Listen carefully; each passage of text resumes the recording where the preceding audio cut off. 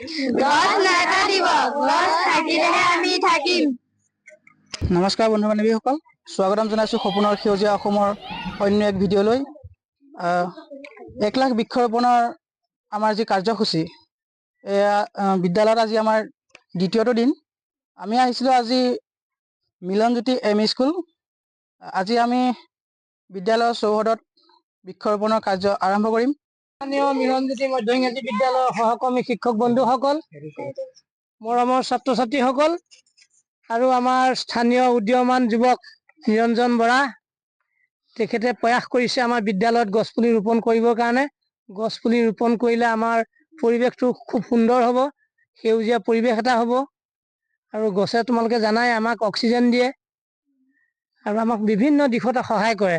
আৰু কিন্তু আমি এইখিনিতে এটা দুখৰ কথা ক'বলগীয়া হৈছে যে আমাৰ বিদ্যালয়ত এতিয়ালৈকে আমি বহুবাৰ গছপুলি ৰোপণ কৰিলোঁ, সীমা সংখ্যা নাই কিমান বাৰ ৰুলোঁ। অমিত বৃক্ষও ৰুইছিলোঁ, কিন্তু এতিয়া কোনো চিন নাই। যিহেতু আমাৰ বিদ্যালয়ত বাউণ্ডেৰী ৱালো নাই বা ফেঞ্চিঙো নাই, ৰক্ষণাবেক্ষণ দিবলৈ কোনো সুবিধা নাই। বিভাগীয় চৰকাৰে আজিলৈকে কাণসাৰ দিয়া নাই। সেয়েহে আমি চৰকাৰলৈ আহ্বান জনাইছোঁ বা অনুৰোধ জনাইছোঁ, যদি গছপুলি জীয়াই থাকিব লাগে তেতিয়াহ'লে আগতীয়াকৈ সংৰক্ষণৰ ব্যৱস্থা কৰিব লাগে। আৰু সেইখিনি কৰিলে আমি আগলৈ উপকৃত হ'ম বুলি ভাবিছোঁ।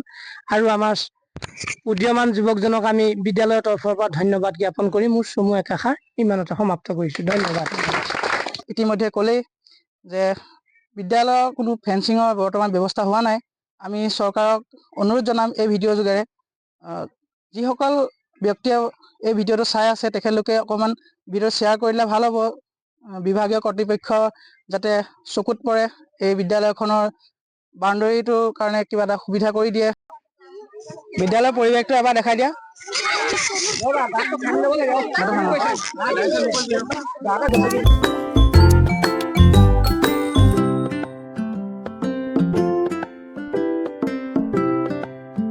নমস্কাৰ, মোৰ নাম শ্ৰী নিহাৰিকা সন্দিকৈ। এই পুলিটো নিহাৰিকাই ৰুইছে। এই পুলিটো কাজল দাসে ৰুইছিলে।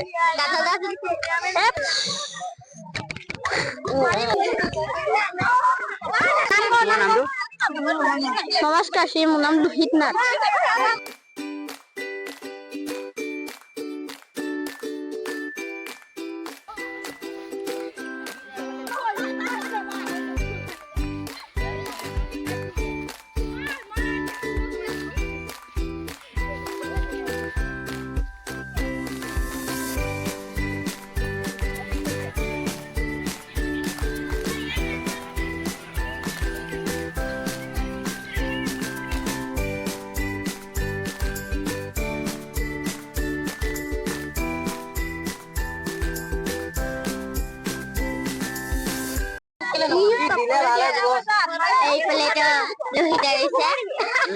নিৰঞ্জন বৰালে ধন্যবাদ জনাইছোঁ।